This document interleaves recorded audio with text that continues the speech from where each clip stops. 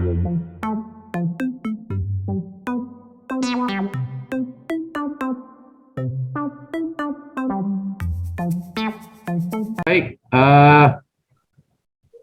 Assalamualaikum warahmatullahi wabarakatuh.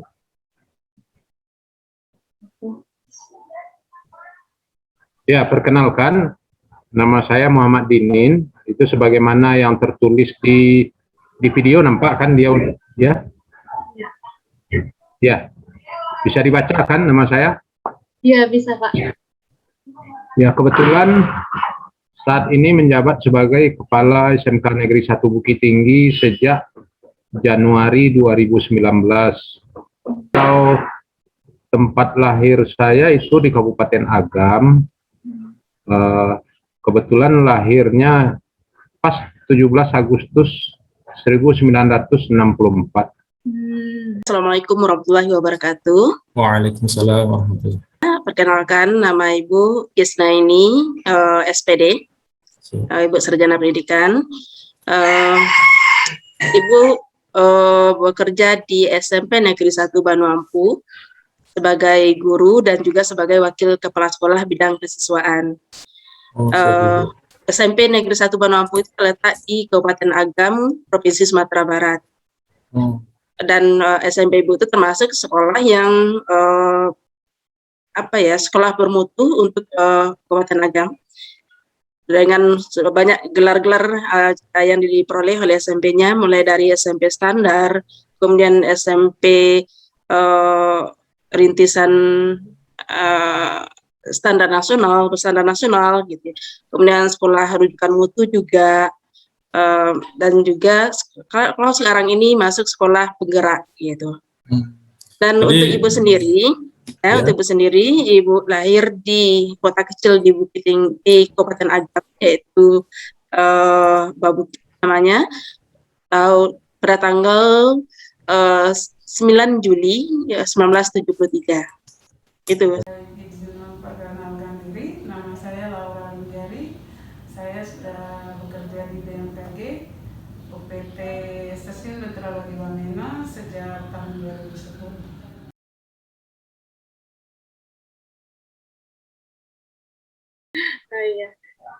Baik Pak, saya mau izin bertanya mengenai whole of government. Yang pertama, sejauh ini udah ada kerja sama apa saja Pak yang dilakukan SMK Negeri 1 Bukit Tinggi dengan instansi atau sekolah lain Pak?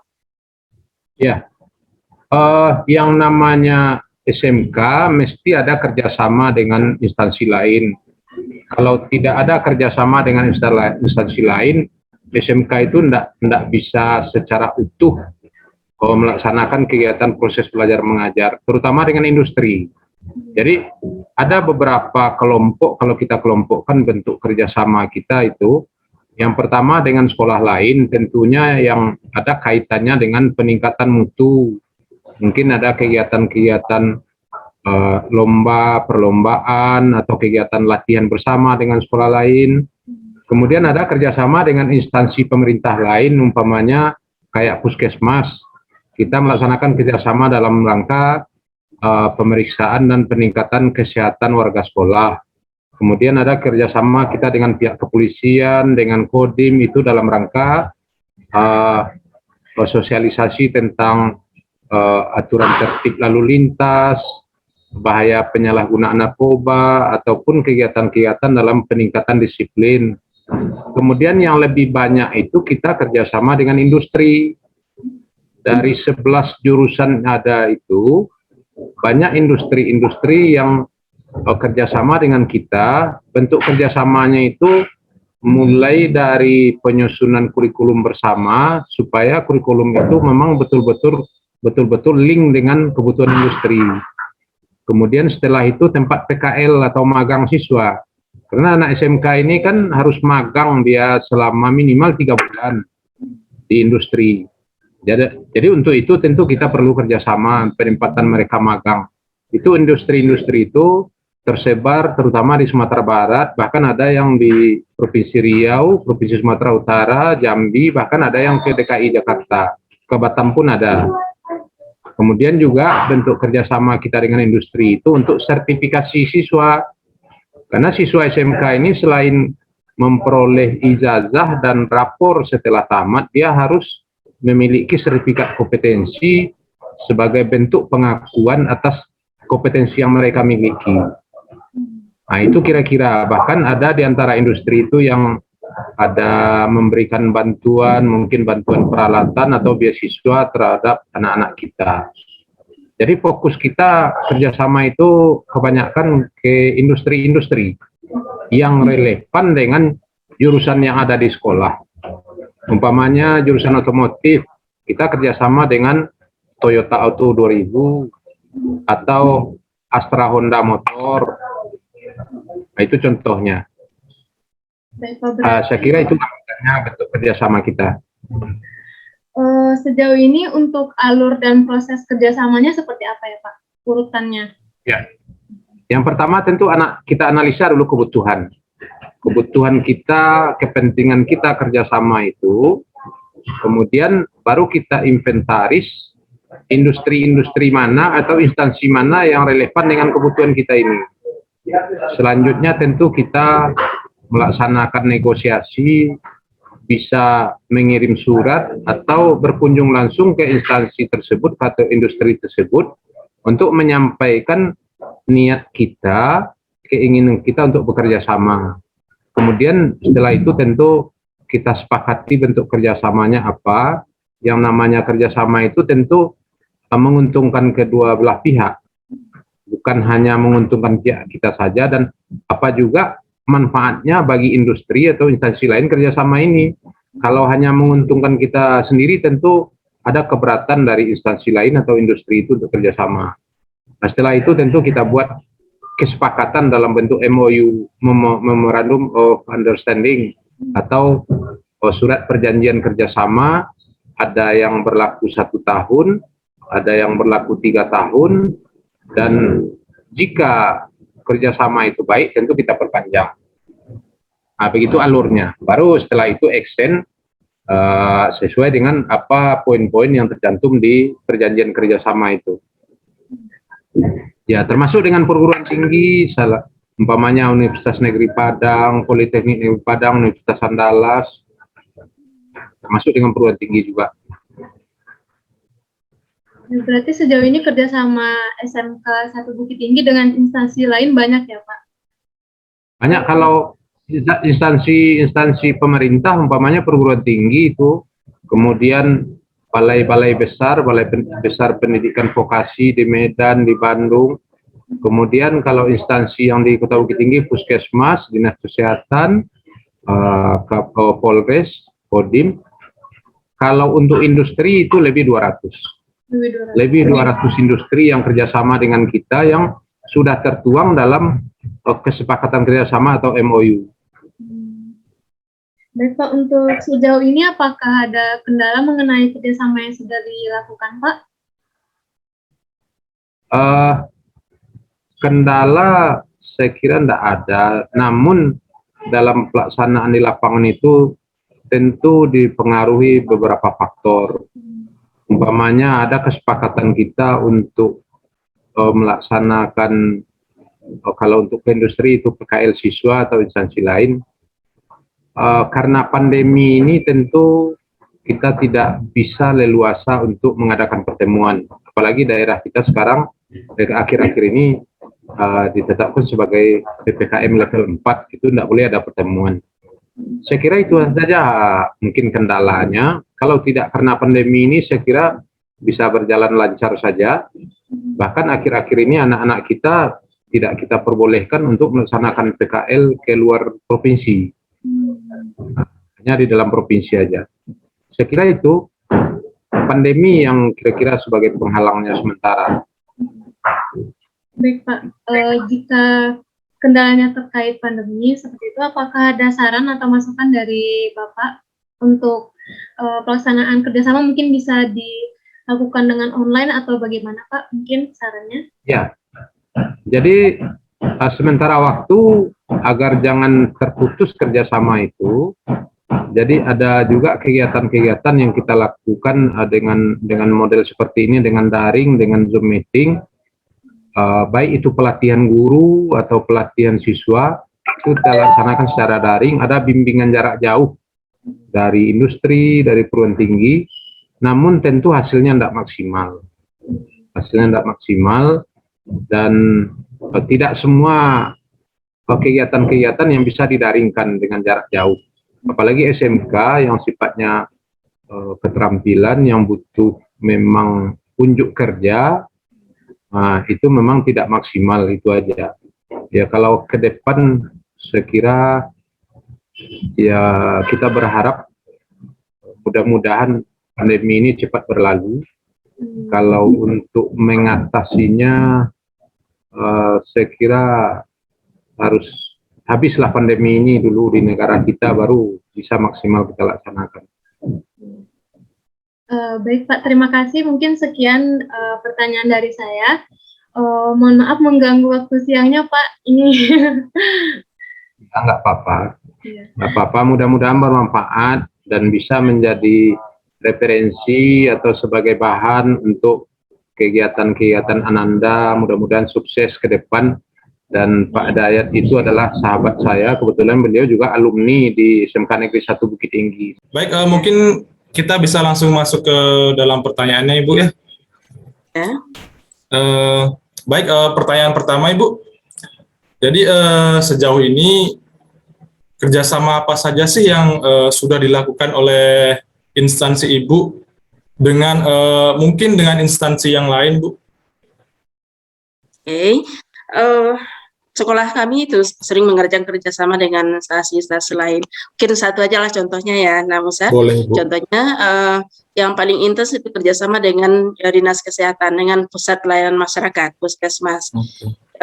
Itu secara secara periodik, yaitu berkala kita ada MOU dengan Puskesmas untuk pemeliharaan kesehatan anak murid kami, juga untuk penyuluhan kesehatan juga, dan juga pembentukan kader-kader kesehatan remaja yang dibimbing langsung oleh Puskesmas Kabupaten Agam, Puskesmas Banu Kecamatan Banu Kabupaten Agam, gitu. Kalau boleh tahu Ibu, sudah sejak kapan ini kerjasama ini berjalan, Bu? Kurang lebihnya mungkin. Kurang lebihnya sudah 5 atau 6 tahun udah. Sudah cukup ini Bu ya, sudah cukup lama ya Bu ya. Iya. Kemudian Ibu, ini sekarang kan kondisi sedang pandemi nih Bu. Apa sih kira-kira, karena tadi bekerja sama dengan Puskesmas Ibu ya, jadi apa sih kira-kira di masa pandemi ini kerjasama yang mungkin sedang dibangun dari kedua instansi ini? Iya. Selama pandemi ini betul-betul Puskesmas itu sangat mendukung untuk pelayanan kesehatan itu, Nana. Misalkan dari penyuluhan tentang prokes kesehatan, yaitu bagaimana mereka siswa-siswa kita bisa menjaga kesehatan, bisa melindungi diri dari virus-virus yang kita takutkan itu juga. Kemudian juga ada bantuan seperti masker juga, hand sanitizer juga ada bantuan penyemprotan disinfektan ke sekolah-sekolah, lingkungan sekolah gitu. Oh baik Bu, berarti memang kerjasama ini sudah terjalin cukup lama Ibu ya, sudah cukup lama. Dan sudah banyak kerjasama yang sudah dilakukan oleh kedua instansi ini, Bu ya. Baik, mungkin kita bisa lanjut ke pertanyaan kedua, Ibu. Kemudian pertanyaan keduanya, bagaimana alur dan proses kerjasama tersebut, Ibu? Dinamika kerjasamanya itu seperti apa sih, Bu? Baik. Biasanya kita bikin sejenis kesepakatan dengan pihak Puskesmas. Dalam ada penandatanganan MOU juga, apa yang harus kita siapkan dan apa yang harus menjadi tanggung jawab pihak Puskesmas juga.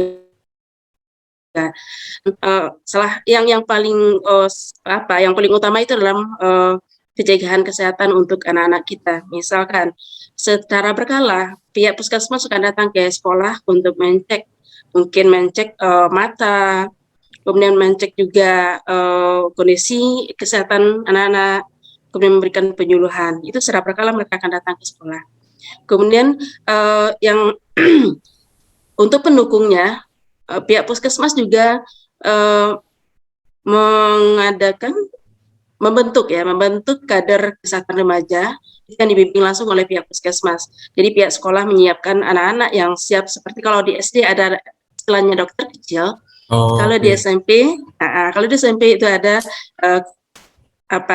kader kesehatan remaja. Jadi mereka itu dibimbing oleh pihak puskesmas bagaimana harus menangani kalau seandainya ada ada kejadian-kejadian yang berhubungan dengan kesehatan yang bisa mereka lakukan secara segera, tindakan spontan gitu. Jadi mereka harus dibekali untuk itu. Dan kalau seandainya misalkan ada yang sakit atau yang pingsan, mereka juga bisa menangani langsung oleh kader-kader kesehatan tersebut. Gitu. Baik, berarti memang dan berawal dari MOU yang telah dibentuk. Terus wujud nyatanya itu adanya pelatihan itu Bu ya dari puskesmas ke murid-murid SMP itu ya. Jadi mungkin siswa SMP itu jadi terlatih begitu Bu ya untuk menangani, istilahnya menjadi perawat begitulah Bu ya, menjadi perawat di sekolahnya begitu untuk menangani teman-temannya yang sakit, teman-teman yang membutuhkan pertolongan kesehatan seperti itu Bu ya. Iya. Baik Ibu, kita langsung lanjut ke pertanyaan ketiga Ibu ya.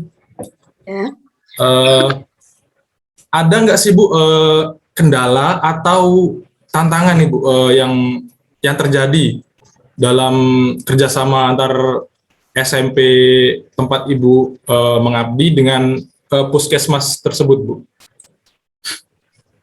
Secara signifikan sih tidak ada kendala ya, karena yang pertama letak puskesmas dengan sekolah itu cukup dekat, gitu. Jadi hubungannya lebih gampangnya, lebih mudah hubungannya. Mempermudah mobilisasi juga Ibu ya. Iya. Cuman yang jadi mungkin yang sedikit kendala kalau penyusuan waktu. Seperti apa itu? Ya, sekolah puskesmas ingin datang ke sekolah, sementara sekolah lagi ada kegiatan yang mungkin kan untuk nggak bisa diganggu dengan kan lagi ujian misalkan gitu ya, lagi ada TO, ada lagi UH, sementara jadwal dari pihak puskesmas saatnya waktu itu, jadi paling itu kendalanya. Mungkin jadwalnya berjalan dinamis seperti itu Bu ya, menyesuaikan jadwal antar kedua instansi itu Bu ya, berarti ya mungkin tantangannya di situ. Baik. Jadi yang digarisbawahi di sini tantangannya adalah mencari waktu atau jadwal yang selaras begitu Ibu ya. Kadang sekolah sedang ada ini, tapi puskesmas ingin mengadakan kegiatan di sekolah, tapi terhalang seperti itu Bu ya. Ada kegiatan penting lainnya seperti itu Bu. Iya. Baik, terima kasih. Kita lanjut ke pertanyaan terakhir Ibu. Pertanyaan keempat. Apa saran dari Ibu Isna ini atau masukan terkait dengan kerjasama kedua belah pihak ini Bu? Sarannya kan ada kendalanya masalah waktu, mungkin yang kita himbau kepada pihak puskesmas juga sebelum melakukan kegiatan untuk lebih dulu menghubungi pihak sekolah untuk menyesuaikan waktunya gitu. Jadi membentuk hubungan yang lebih harmonis lagi lah seperti itu. Jadi tidak ada yang miskomunikasi, misinformasi gitu. Jadi semua kegiatan bisa terlaksana sesuai dengan yang dijadwalkan. Mungkin meningkatkan koordinasi seperti itu Bu ya. Koordinasi antar kedua belah pihak. Bagaimana sih enaknya mungkin dengan dinamika seperti itu, dengan rintangan-rintangan seperti itu, seperti jadwal yang bertabrakan, seperti itu Bu, bagaimana kita dari pihak SMP maupun dari pihak puskesmas mencari solusi penyelesaian untuk masalah tersebut, dan untuk menjalin hubungan yang lebih harmonis lagi tentunya Ibu ya, dari SMP dengan puskesmas.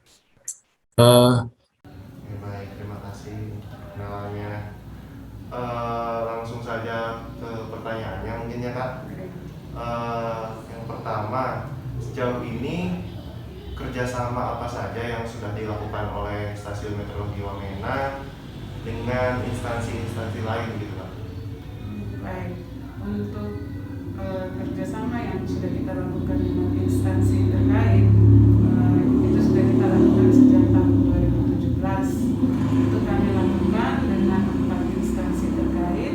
Yang pertama adalah instansi AIRNAF terkait dengan data informasi cuaca khusus penerbangan yang kami berikan. Kemudian kami kerjasama dengan BPBD dan SAR terkait dengan bencana alam atau cuaca ekstrim. Dan untuk BPBD sendiri kami selalu memberikan informasi perakiraan cuaca untuk wilayah Kabupaten Jaya dan sekitarnya. Kemudian yang terakhir kami melakukan kerjasama dengan RRD. Dengan RRD sendiri kami lakukan kerjasama terkait dengan memberikan informasi perakiraan cuaca yang kami lakukan setiap pagi hari untuk masyarakat. Oke, baik. Untuk yang selanjutnya kan tadi Kak Laura sudah menjelaskan apa saja yang dilakukan BMKG Wamena, kerjasama apa saja dengan siapa saja. Nah, untuk alur dan proses kerjasama itu sendiri bagaimana? Untuk alur yang kami lakukan, karena kami BMKG adalah instansi vertikal, sedangkan instansi yang kita kerjasama dengan mereka adalah instansi bukan vertikal atau pemerintah daerah. Kami yang melakukan inisiatif untuk melakukan kerjasama tersebut sejak 2017, di mana kami mendatangi instansi tersebut, kemudian kami sharing tentang tugas kami sebagai BMKG, dan kami mengatakan bahwa bagaimana kontribusi kami untuk Kabupaten Jaya sendiri, dan mereka menerima dan mengapresiasi itu, sehingga kami dari situ kemudian terjadi kerjasama itu sendiri, atau kami buat dalam PKS perjanjian kerjasama. Oke, baik. Selama perjanjian-perjanjian yang telah dilakukan itu ya Pak dengan instansi-instansi lain, apakah BMKG Wamena sendiri itu ada kendala selama proses kerjasama tersebut? Sejak 2017 kami melakukan kerjasama. Sejauh ini tidak ada kerjasama, tidak ada kendala yang kami rasakan. Namun secara umum seiring berjalannya waktu, seiring pergantian personil yang terjadi di instansi tersebut, kalau untuk kami di UPT BMKG sendiri untuk pergantian untuk sementara sejak 2017 tidak ada, dan itu sudah fix. Tapi untuk dari instansi yang bekerja sama dengan kami itu sering melakukan pergantian, sehingga untuk perjanjian kerjasama yang sudah kita lakukan itu tidak secara turun-temurun mereka sampaikan, sehingga sering terjadi miskomunikasi. Miskomunikasi yang terjadi. Itu saja kendala yang kami rasakan sejak 2017 hingga sekarang. Baik. Mungkin pertanyaan terakhir dari saya, untuk dari Kak Laura sendiri, apakah ada masukan ataupun saran terkait kerjasama yang dilakukan ini biar berlangsung dengan baik begitu Pak? Baik, mungkin itu saran dari saya khusus untuk Kepala Stasiun Meteorologi Wamena, mungkin bisa lebih mengoptimalkan kerjasama yang sudah kita lakukan, dengan kita lebih giat lagi bekerja dan memberikan informasi yang informatif kepada mereka, sehingga mereka lebih tertarik untuk mendapatkan informasi, sehingga informasi yang sudah kita berikan ini bisa tersampaikan dengan baik kepada masyarakat atau orang awam yang ada di Kabupaten Jaya.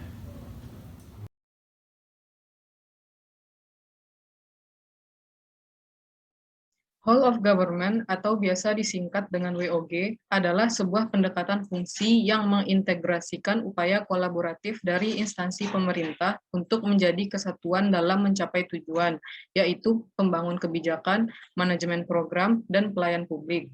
Pendekatan WOG merupakan solusi dari manajemen pelayanan publik masing-masing instansi pemerintah yang cenderung mendorong ego sektoral dibandingkan dengan perspektif integrasi sektor. Terkait dengan pendekatan WOG, kami telah mewawancarai 3 narasumber dari 3 generasi. Narasumber pertama, Bapak Muhammad Dinin sebagai generasi baby boomer, kelahiran 17 Agustus 1964. Selanjutnya adalah Ibu Isnaini sebagai generasi X, kelahiran 9 Juli 1973. Dan Ibu Laura Silpa Marcaret Runggeari STRMed sebagai generasi milenial kelahiran 11 Maret 1991. Dari hasil wawancara ketiga narasumber, dapat disimpulkan bahwa whole of government dibentuk melalui kerjasama yang baik antar instansi. Tantangan yang dihadapi masing-masing instansi dalam membangun konsep whole of government dapat diatasi dengan membangun komunikasi yang baik. Selain itu, diperlukan koordinasi serta sistem birokrasi yang jelas agar integrasi antar masing-masing instansi dapat terlaksana dengan baik, guna mencapai tujuan demi kepentingan bersama.